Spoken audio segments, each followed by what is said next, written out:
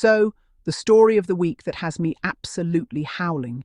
Prince William got rejected by a Brazilian chef, and not just any rejection. A spicy, smoky, straight off the grill, no thanks, that scorched his royal tofu dream into ashes. Apparently, the future King of England wanted to host a vegan banquet, and honestly, when I first read that, I thought it was satire. Prince William? Vegan banquet? That's like King Charles hosting a youth TikTok seminar. But no, it's real. The man apparently wanted to go all green and leafy to boost his eco-credentials. Again. And this time, he tried to drag a Brazilian chef into his PR salad bowl. Now here's where it gets good. The chef took one look at that offer and basically said, "My brother in Christ, I cook meat. Real meat. Fire, smoke, flavour, not steamed broccoli with royal approval." And then he dropped the most iconic line of 2025. It's like asking Iron Maiden to play jazz. I mean, chef's kiss. That's not just a rejection, that's a symphony of shade. A line so legendary it deserves to be engraved in history books right between "let them eat cake" and "off with their heads." This man didn't just say no, he roasted William's vegan fantasy on an open flame and served it with garlic butter. Because let's be honest, William trying to act like a vegan icon is straight-up comedic theatre. This is the same man who flies private to climate events while lecturing others about reducing carbon footprints. The same man who goes on hunting trips with his buddies, shoots wildlife for fun, and then turns around and says, "We must protect the planet." Protect it from what, William? Your next hobby? And now he's out here playing Vegan King? Nah. The chef saw through that faster than sunlight through Buckingham's cracked PR mirror. Let's be real. This vegan banquet was never about compassion for animals. It was about optics. Because right now, the Windsors are drowning in bad press faster than a royal corgi in a puddle. Between scandals, declining popularity, and public trust at an all-time low, they'll cling to anything that makes them look fresh and modern. So some poor palace PR intern probably thought, "Oh, let's do a vegan dinner. It'll make William seem relatable and progressive." Cue the emails to Brazil, and cue the chef laughing so hard he nearly dropped a steak. This man stood his ground like a culinary gladiator. He basically said, "Sir, I'm not flipping your PR narrative, I'm flipping ribs." And that's what makes it so iconic.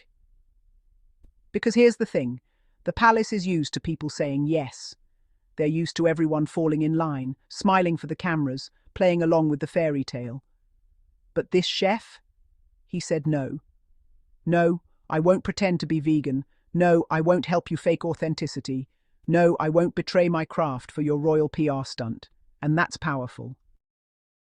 William's team reportedly couldn't believe it.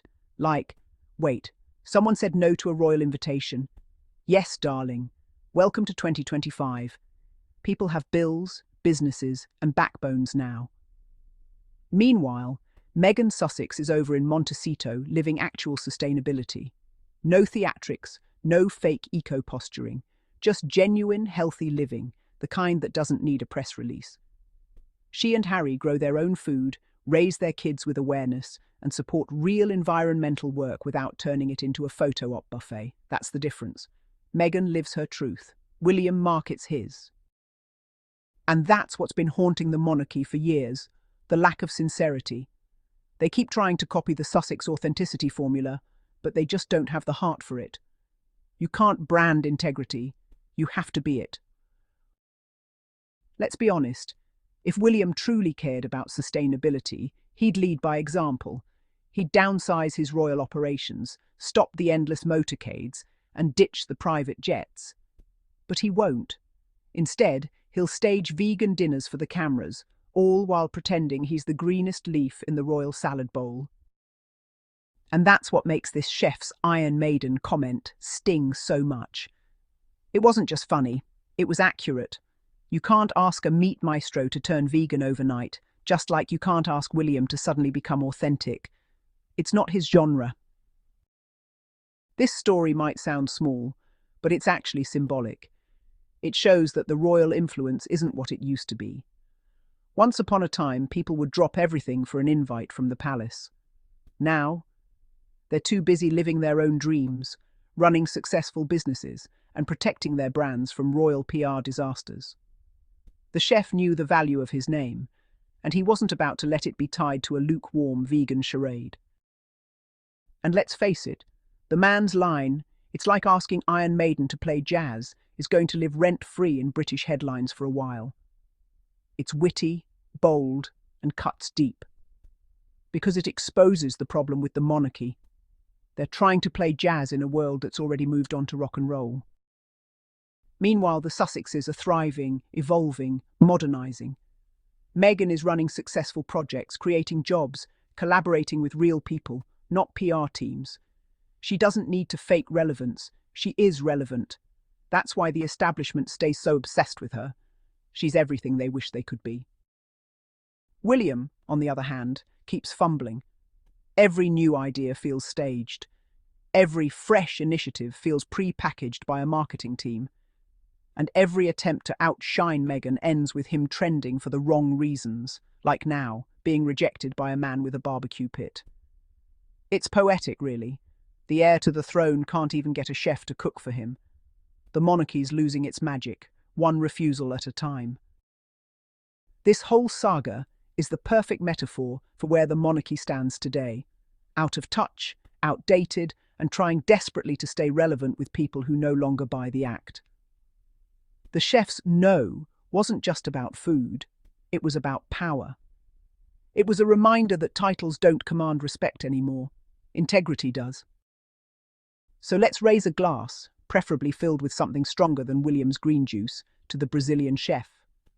A man who said no and meant it. A man who refused to be part of another palace photo op disguised as a movement. Because that one little no echoed across continents. It said what many are thinking. We're done pretending. We're done worshipping outdated crowns and recycled causes. We want truth, not theatrics. And that, my friends, is the royal burn of the year. William's vegan dream turned to dust before it ever hit the grill. And honestly, the world's appetite for royal fakery is long gone. So, here's to the chef who told a future king, "Not today, your royal tofu-ness." He didn't just turn down a banquet, he served up the boldest reality check the monarchy's had all year. Because sometimes the truth isn't polite, it's just perfectly cooked.